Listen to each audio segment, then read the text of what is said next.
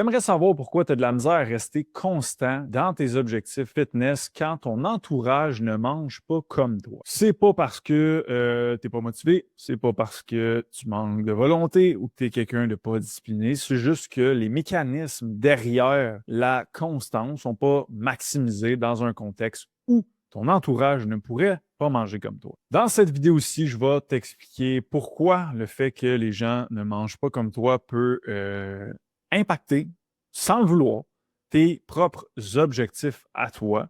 Quoi faire si c'est le cas pour que même si ton entourage ne mange pas comme toi, eh bien, tu peux atteindre tes buts. On va voir en premier lieu les mécanismes qui affectent la constance. Ensuite, on va voir pourquoi ton entourage touche directement ces mécanismes-là, même sans le vouloir. Et en troisième lieu, comment reprendre le contrôle de tout ça. Donc, si tu es tanné de te sentir coupable ou de lâcher ton plan à cause des autres, je t'invite fortement à rester jusqu'à la fin. Pour ceux qui ne me connaissent pas, mon nom c'est Hugo Le Cavalier, je suis naturopathe et étudiant en psychologie et je sors 2 épisodes de podcast par semaine sur la transformation physique et la psychologie. Bon, donc avant d'aller dans quel est le rapport avec l'entourage, on va aller dans les mécanismes, OK? Parce qu'il faut comprendre la théorie avant de le lier à des situations de la vie réelle. On veut être constant. On veut faire des comportements de façon constante. Fait que, mettons, on veut bien manger, ça à tous les jours, pas mal.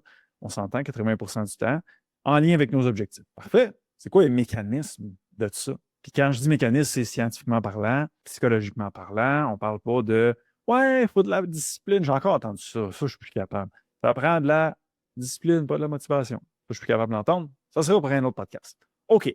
Donc, c'est quoi les mécanismes de quelqu'un qui fait un comportement de façon constante? Numéro 1, les 3 besoins de base de la motivation sont maximisés. Ça, c'est béton, béton, béton en sciences. Parfait. Premier besoin de base de motivation, l'autonomie, qui est à quel point les raisons derrière lesquelles tu veux bien manger ont rapport avec toi. Donc, si tu veux bien manger pour, je ne sais pas, moi, avoir une plus belle shape l'été pour les yeux des autres, ça a rapport avec les yeux des autres. Et donc, l'autonomie n'est pas si élevée. Et donc, ça va affecter la constance. Si tu le fais parce que ton médecin te l'a dit, donc, il faut que ça soit très identifié à des buts très intrinsèques ou il faut que ça soit très intégré dans ta personne, tes valeurs, ou que tu as un grand plaisir à bien t'alimenter. Okay? Donc, ça serait le summum de l'autonomie. Ensuite, le sentiment de compétence, qui est le deuxième besoin de base, qui est à quel point tu te sens compétent, compétente à bien manger. Donc là, on va mettre l'accent sur le manger là, aujourd'hui. Là. Fait que compétent, compétente à bien manger, à savoir c'est quoi les bons macronutriments, tout ça. Okay? Et troisième besoin de base, c'est l'affiliation. Donc, à quel point ton entourage te supporte là-dedans, ne te juge pas, t'encourage, ne se met pas à travers de tes buts. Donc, ça, c'est le troisième besoin de base de la motivation. Donc, pour qu'un humain soit constant, ça prend ces 3 besoins de base-là maximisés et une bonne gestion des émotions négatives. Parce que si la gestion des émotions négatives n'est pas adéquate, c'est souvent là que l'alimentation va être beaucoup plus difficile et c'est là où les discussions par rapport à nos objectifs avec nos conjoints ou notre entourage peut être plus difficiles. Donc, c'est ces 4 mécanismes-là. Vous voulez être constant, ces 4 points-là, vous travaillez là-dessus, vous allez être constant. Maintenant, quand notre entourage ne mange pas comme nous, je pense que vous l'avez bien compris, le troisième besoin de base, qui est l'affiliation, est le pilier le plus affecté. Ça ne veut pas dire que ton entourage est obligé de manger comme toi. Par contre, c'est sûr que si on met ça de façon, une batterie de motivation, c'est un peu de même que ça marche, là, ben, elle ne sera pas à 100% si ton entourage ne mange pas comme toi. Puis, est-ce que c'est une nécessité? Non, pas nécessairement. Mais je te garantis que si demain matin, je te drop un entourage qui mange bien, qui s'entraîne, ça se peut que ta vie soit un peu plus facile. Ça, c'est la réalité des choses. Mais après ça, si votre entourage ne mange pas comme vous, chum, blonde plus précisément, est-ce que c'est grave? Non, c'est pas grave. Il faut juste qu'ils vous supportent, ils vous encouragent, ils ne vous jugent pas, qui ne se mettent pas à travers vos propres buts. S'ils font ça, vous allez quand même avoir une bonne affiliation. Même si eux ne font pas ça pareil. S'ils le faisaient, ça serait encore mieux. Fine. Mais on ne peut pas tout avoir. Fait que, mettons qu'ils vous encouragent, ils vous supportent. Eh ben oui, mange tes affaires, il n'y a pas de problème. Puis c'est comme, hey, il n'y a pas de stress, tu peux manger tes affaires de ton côté, moi je vais manger ça. S'ils jouent ce jeu-là, vous allez en avoir l'affiliation, il n'y aura pas de problème. Pour mieux comprendre le phénomène, il faut aussi prendre 2 traits de personnalité. Trait de personnalité de l'agréabilité. Donc, à quel point on care pour les autres, on ne veut pas décevoir les autres, on ne veut pas froisser les autres, on veut faire plaisir aux autres. Et le trait de personnalité du neuroticisme, donc sensibilité aux émotions négatives. Ces deux traits de personnalité-là peuvent se mettre définitivement à travers votre chemin si votre entourage ne mange pas comme vous, et donc se mettre à travers votre chemin pour atteindre vos buts. Et dernier mécanisme à bien comprendre, c'est l'anxiété. L'anxiété, la définition, c'est une anticipation d'une douleur potentielle, qu'elle soit physique ou émotionnelle, ou appelle-les comme tu veux. C'est une anticipation, c'est une prédiction dans le futur de quelque chose qui pourrait arriver qui ne tente pas qu'il arrive. C'est ça, l'anxiété. Okay? C'est à ça que ça sert. Ça a son utilité, hein, by the way. Je sais bien qu'il y a bien du monde qui ne veut pas vous faire croire ça, mais c'est ça pareil. C'est très utile quand on s'en sert. Donc, l'anxiété, ça sert à prédire quelque chose qui pourrait arriver qui ne tente pas qu'il arrive. Gardez ça en tête parce que ça, c'est très important pour comprendre pourquoi, quand l'entourage ne mange pas comme nous, ça peut nuire à nos objectifs. Donc, si vous comprenez tous ces mécanismes-là, vous allez absolument comprendre pourquoi ça peut être normal que quelqu'un ait la difficulté à être constant avec son alimentation quand son entourage ne mange pas comme lui. Ça, c'est pas mon opinion, c'est des faits scientifiques. Toutes les références de ce que je vais jaser aujourd'hui avec vous vont être dans la description. Maintenant qu'on connaît les mécanismes, qu'est-ce qu'on fait avec ça? Bien, première affaire, on le sait que l'affiliation est affectée. Donc, le premier point, tu veux t'assurer que ce n'est pas à zéro complètement au niveau de l'affiliation. Donc, il faut au moins que ton entourage, je l'ai dit tantôt, te supporte, t'encourage, ne se mette pas à travers tes buts, qu'ils ne pensent pas juste à leur nombril à eux. Hein? Comme non, mais toi, tu as tes buts, tu veux manger bien, mais moi, je m'en fous de ça, fait qu'on va manger de même. Et je vous dis, des fois, là, je vous trouve tolérant sur un moyen temps avec les gens autour de vous. Puis tolérant, pas genre tolérant des avoirs dans votre vie. Tolérant de comportement, de genre, ça va marcher de même. Moi, je mange de même. Okay? Fait que ça, ce sera pour un autre tantôt, là, mais OK, donc, on veut juste pas que ce soit à zéro, l'affiliation. Fait que ça vous prend quelqu'un qui vous supporte, qui vous juge pas, qui vous encourage, qui se met pas à travers vous. Si jamais c'est pas le cas, qu'est-ce qu'on fait? Bien, notre arme numéro 1 pour régler ça, c'est de la communication.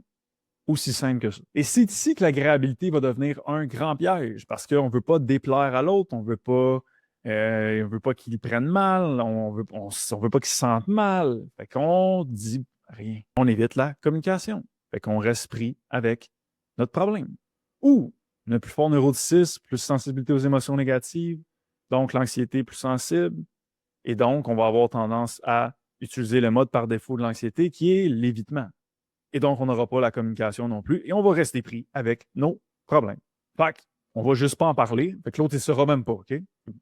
On va juste en parler, puis on va continuer de suivre l'autre, puis on va juste mettre nos propres buts à nous de côté. C'est ça qui va arriver si ces mécanismes-là ne sont pas bien manipulés dans une situation comme ça. Fait que je pourrais te donner 857 trucs aujourd'hui de comment tu peux faire quand ton entourage, mais ça reste que si on revient au mécanisme qui crée ce qu'on voit sous les yeux, il faut s'attaquer au mécanisme si on veut régler ce qu'on a sous les yeux. Donc, la première affaire, c'est que ça va prendre la communication.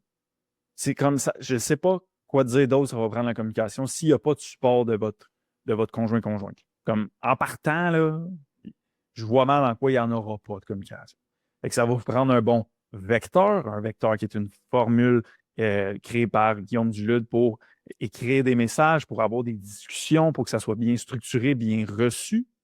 Et ensuite, ça va nous prendre une bonne capacité d'écoute pour avoir cette discussion-là avec l'autre. Ensuite, ça va nous prendre une bonne agréabilité qui est flexibilisée. Parce que si elle n'est pas flexibilisée, on risque d'éviter la communication et donc, encore une fois, rester pris avec nos problèmes.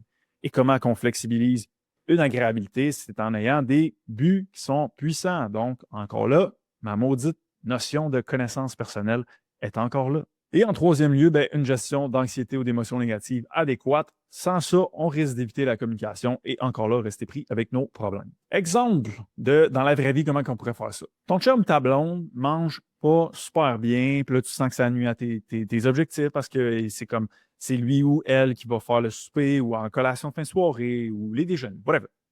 Tu décides, tu fais un vecteur, tu prends le temps, branche de gauche, conscienciosité, tu prépares ton vecteur. Tu calls une discussion avec ton partenaire ou ta partenaire, tu fais ta communication, tu l'écoutes en retour et tu obtiens ce que tu voulais, qui est, en d'autres mots, du support, de l'encouragement et pas que la personne se mette à travers tes propres buts, puis que, hey, l'alimentation, moi, c'est important pour moi, etc. Voilà. Là, je dis ça de même comme si c'était bien simple. Je le sais que c'est pas simple. En fait, je le sais que c'est simple, mais je le sais que c'est tough. Parce que ça, c'est la vraie vie. C'est comme, OK, il faut que je m'en aille là avec mon petit vecteur, parler à mon chum, ma blonde, là, comment il va réagir. Là, ça va-tu tout fuck up notre. C'est ça la vie des humains. Là, OK? Fait que je le sais que c'est tough. Mais c'est ça pareil. C'est ça la solution quand même. Ça ne pourra pas être un autre truc. Puis je vous le dis, votre cerveau va être solide à dire non, non, non, non, mais il doit y avoir un autre truc. Pourquoi ça, on appelle ça de l'évitement, encore une fois? C'est normal, OK? C'est normal, c'est sa job. Et le cerveau, il a horreur de souffrir. Mais ça se peut qu'ils vous disent non. Moi, je pense pas qu'il doit y avoir d'autres trucs. Il doit y avoir un truc, genre pensée positive, là, Mel Robbins, quelque chose. OK? J'ai rien contre Mel Robbins. J'ai jamais lu ses livres. C'est juste un nom qui m'est popé de même. Fait que, je vous le dis, votre cerveau va aller là. Ça reste que c'est ça qu'il va falloir quand même qu'il soit fait. Si vous voulez arriver à faire ça de façon quand même pas fluide, ça va toujours rester quand même difficile, là, puis je le sais à fond la caisse, mais il va falloir avoir une agréabilité qui est plus flexibilisée, un neuroticisme qui est quand même sous contrôle, une bonne gestion d'anxiété et des raisons assez puissantes dans ton but de perte de gras ou de prise de masse musculaire. Parce que sans ça, fort probable que tu ne vas pas avoir ta communication et tu vas laisser les choses aller et ça va continuer de t'affecter. Encore là, je le rappelle, ça c'est dans un cas où vous n'avez aucun support de l'autre personne. C'est comme il ne vous encourage pas, puis vous sentez vraiment que ça vous nuit. Mais si l'autre vous encourage, puis tout, ben, probablement, vous avez techniquement pas de problème. Mais si l'autre vous encourage, et que vous sentez qu'il nuit quand même un peu, ben, ça risque quand même d'être une discussion, juste peut-être un peu moins intense en émotions négatives.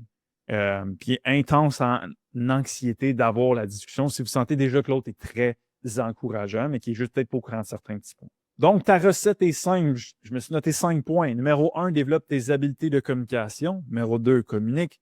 Numéro 3, développe tes buts puissants. Numéro 4, gestion d'anxiété. Et numéro 5, gestion d'inconfort quand on reste dedans et la discussion n'est pas nécessairement le fun. Donc, si tu veux apprendre concrètement comment développer tes habiletés de communication, flexibiliser ton agréabilité, la gestion de l'anxiété, avoir un neuroticisme qui est sous contrôle, développer des buts qui sont puissants pour te permettre de faire ça, c'est exactement ce qu'on fait dans notre service IVO 360, en plus de l'accompagnement au niveau de l'alimentation, en plus de l'accompagnement au niveau de l'entraînement et des habitudes de vie. On t'aide à bâtir toutes ces choses-là parce qu'encore une fois, ça, c'est la vraie vie des humains. C'est comme, je comprends bien qu'on peut te donner un plan d'entraînement et un plan alimentaire, mais si tu arrives chez vous et il y a cet enjeu-là qui est, je vous le dis, là, qui est pas, c'est comme quasiment tout le monde a ça, là, cet enjeu-là. Là. Bien, ça ne sert à rien qu'on ait fait des plans.